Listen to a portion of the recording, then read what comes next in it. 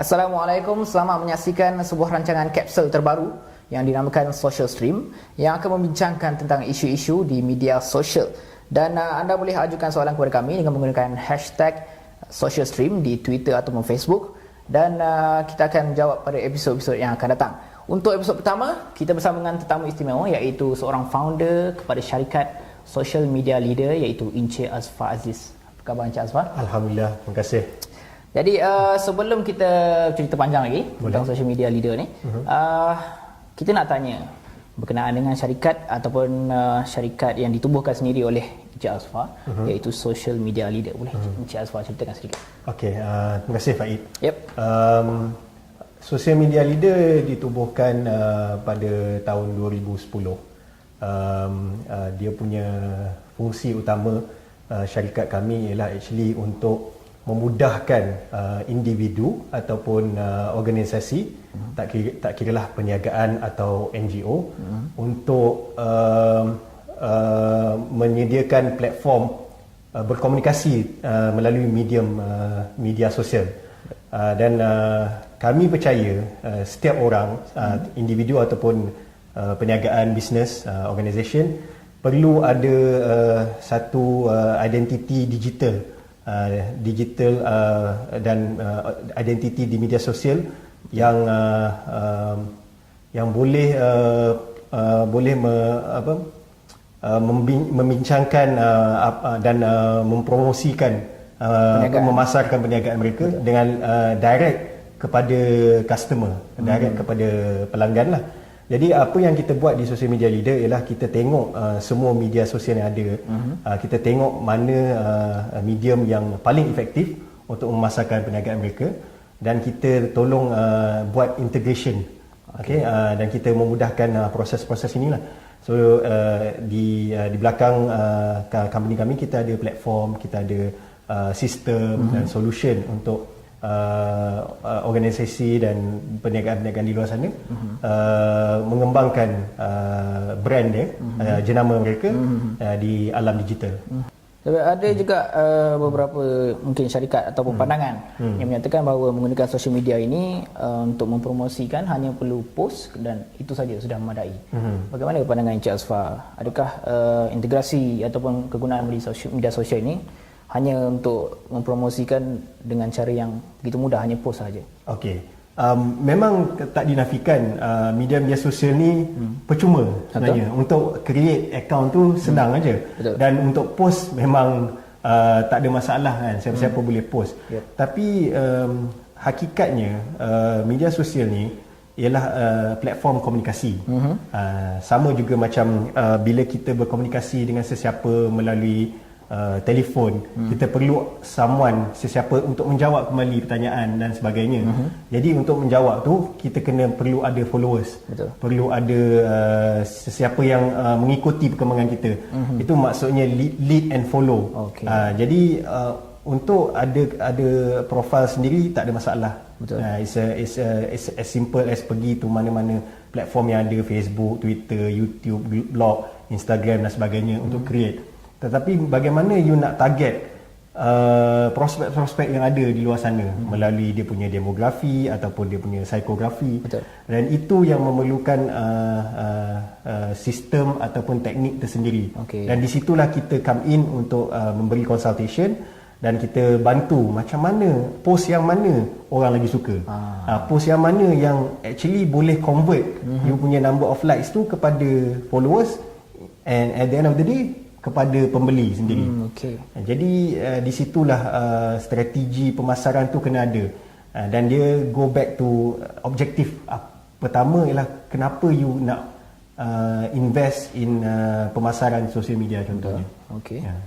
Baik, kepada anda semua yang ingin mengetahui lebih lanjut berkenaan dengan social media leader, anda boleh layari laman web www.socialmedialeader.net. Betul. Betul lah? Betul. Baik, Encik Azfar, sebelum Encik Azfar menjadi seorang CEO, jadi kita nak cerita bagaimana di peringkat awal Encik Azfar melibatkan diri dalam bidang. Dalam bidangnya, okey. CEO saya kalau saya bagi name card, dia tak letak sebagai Chief Executive Officer. Saya letak sebagai Chief Engagement Officer.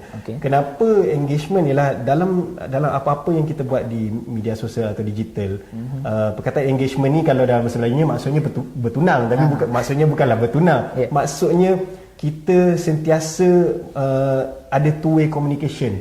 Kita sentiasa faham siapa prospek kita, siapa pelanggan kita, dan kita sentiasa berkomunikasi openly. Itu maksudnya engage. Dan jenama dan brand yang kalau dia tak engage, dia buat posting satu hari, tapi sebulan lepas tu dah tak ada apa-apa, tak menjawab soalan ke apa, tak bermakna lah. Okay.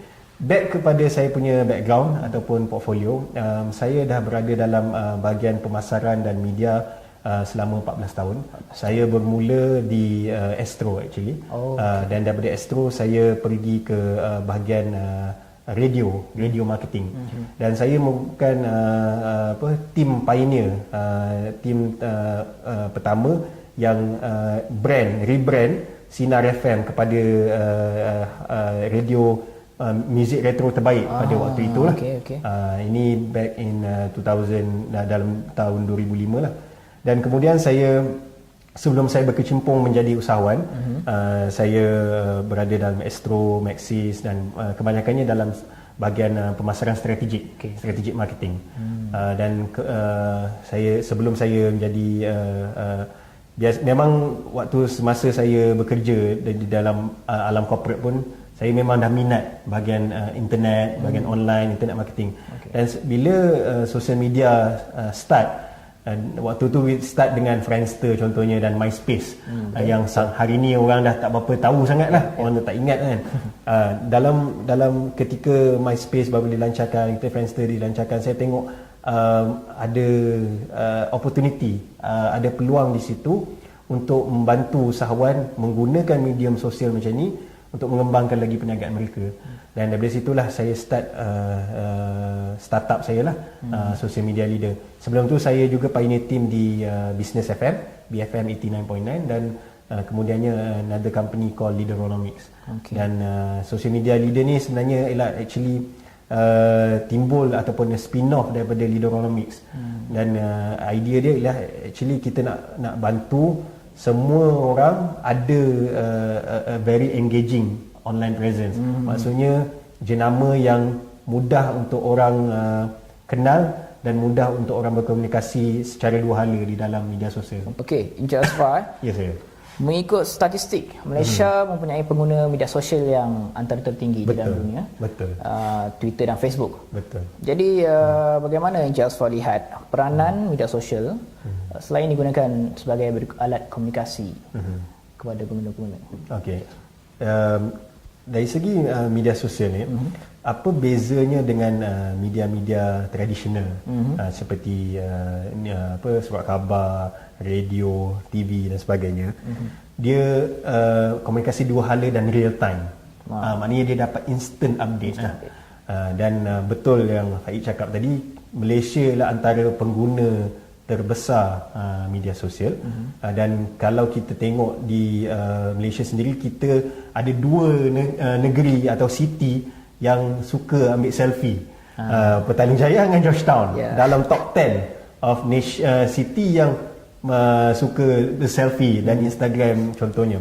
Jadi fungsi sosial media, dia punya fungsi asas memang at the end of the day ialah sebenarnya untuk connectivity, untuk memudahkan masyarakat komuniti untuk get instant update ataupun untuk dapat perkembangan-perkembangan terbaru, tak kisahlah daripada mana-mana sumber dan di mana-mana lokasi lah.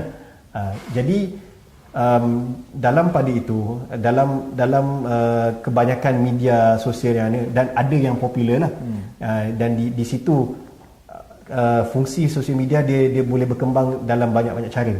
Satu, pertama ialah dia alat komunikasi pertama. Kedua ialah alat untuk memberi instant update perkembangan terbaru dalam masa yang cepat, mudah. Dan kebanyakan pelanggan ataupun komuniti sekarang akses sosial media tu through dia punya smartphone. Betul. Through daripada telefon bimbit pintar kan, telefon pintar. Okay, itu mungkin aspek daripada peniaga. Macam mana pula pro and cons kepada pengguna ataupun mereka yang membeli secara online? Okay. Pro and cons. Kalau dari segi apa consumer, kita lihat daripada consumer punya perspektif pelanggan. Pelanggan hari ni dia lebih bijak.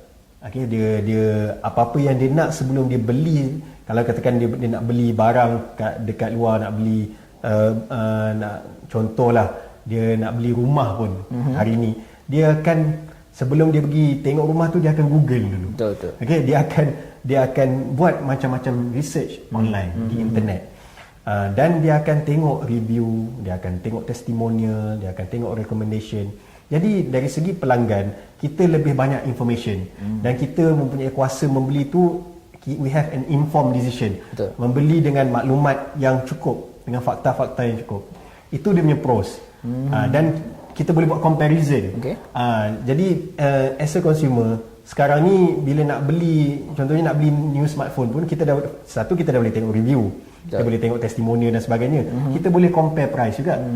Dan bila dapat compare price tu, kita boleh tahu kat mana tempat yang paling murah, paling cepat boleh hantar delivery dan sebagainya. Dan dari segi situ untuk membuat keputusan, untuk decision making process untuk purchase tu lagi mudah, efektif dan lagi murah untuk pengguna. Itu a lot of the pros lah. Okay, dari segi cons dia pun ada juga. Dari segi negatif, efek negatif dia ialah sebab terlalu banyak information, dia jadi information overload. Dia jadi satu, bila dah terlalu banyak information, kat mana yang dia nak percaya? Mengelirukan lah. Mengelirukan, dan siapa yang dia nak trust? Ini isu yang paling yang menyebabkan sosial media ni jadi alat untuk propaganda, alat untuk fitnah. Itu masalah yang terlalu banyak dalam media-media sosial. Media sosial kini telah menjadi sebahagian daripada hidup pengguna di Malaysia. Ya, betul. Jadi orang kata makan pun nak buka Twitter. Betul kan? Nak ambil gambar, nak kena share dulu. Sebelum makan kena ambil gambar dengan selfie dulu. Jadi macam mana pendapat Encik Azfar, peranan media sosial ni adakah dapat membantu memajukan negara ataupun hanya memberi kesan negatif kepada negara? Saya lihat dia sebagai media sosial ni sebagai teknologi, teknologi sokongan sebenarnya. Dan mana-mana teknologi pun dia akan ada positif dan negatif. Dia boleh saya bagi contoh di negara-negara Middle East yang menjadi rusuhan dipanggil Arab Spring contohnya, yang berlaku di Syria, di Mesir, di Egypt, yang mereka menggunakan medium sosial untuk rally people, untuk gather people. Dari segi itu dan menumbangkan kerajaan. Even ada yang boleh menyebabkan perkara seperti itu berlaku. Betul. Dia ada kalau digunakan dengan tujuan yang murni, niat yang betul, dan khusus untuk kumpulkan, contohnya di Malaysia kita dilanda banjir yang amat teruk baru ni di Kelantan, di Pahang, dan sekarang ni di Sabah Sarawak contohnya.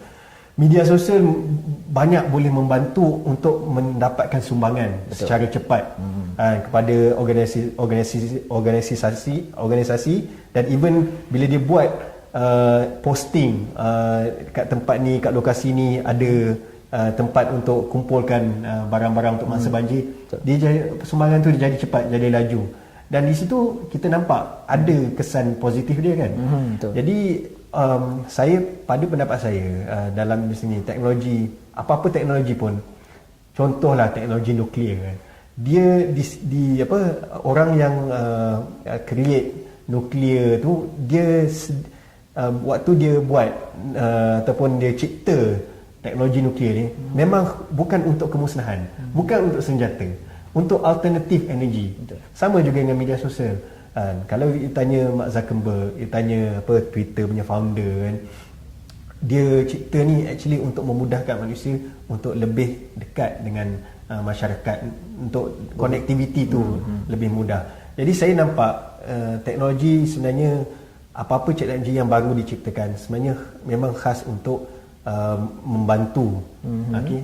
Dan dari segi konteks negara, Malaysia contohnya, kalau dapat digunakan medium sosial bukan untuk berpolitik, tapi untuk menyebarkan mesej-mesej positif, mesej-mesej yang dapat membantu usahawan-usahawan kita contohnya.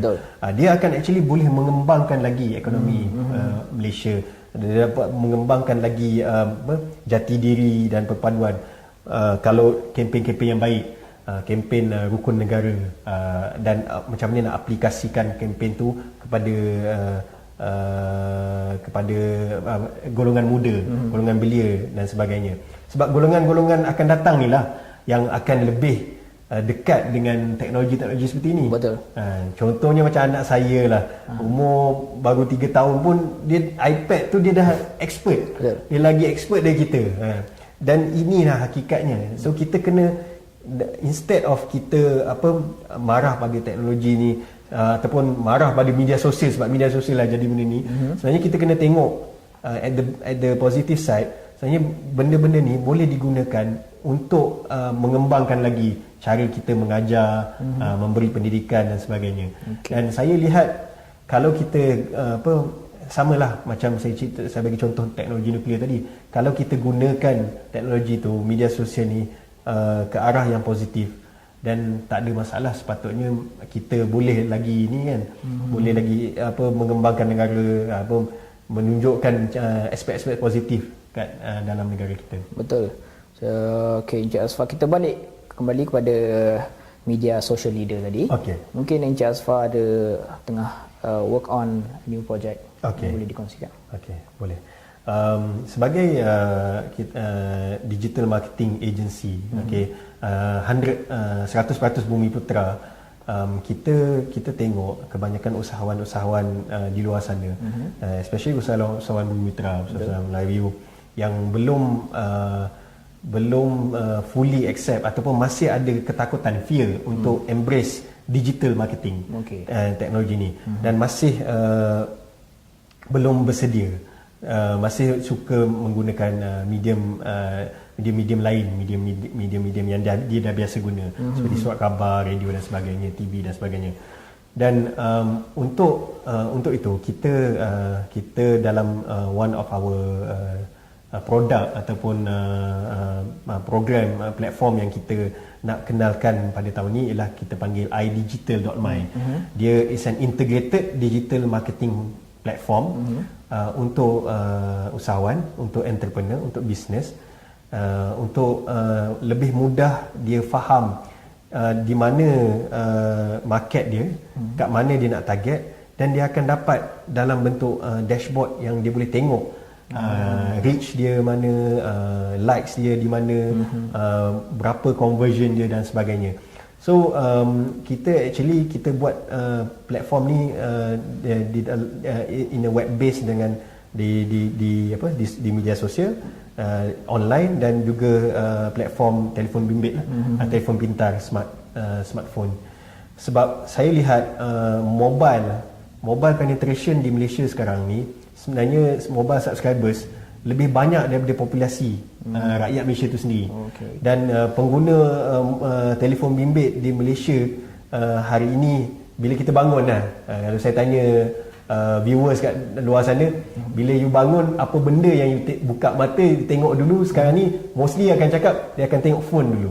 Even alarm pun dalam phone. Dan di situ dia dah connect to their phone, tengok check WhatsApp message ke contohnya dan sebagainya kan.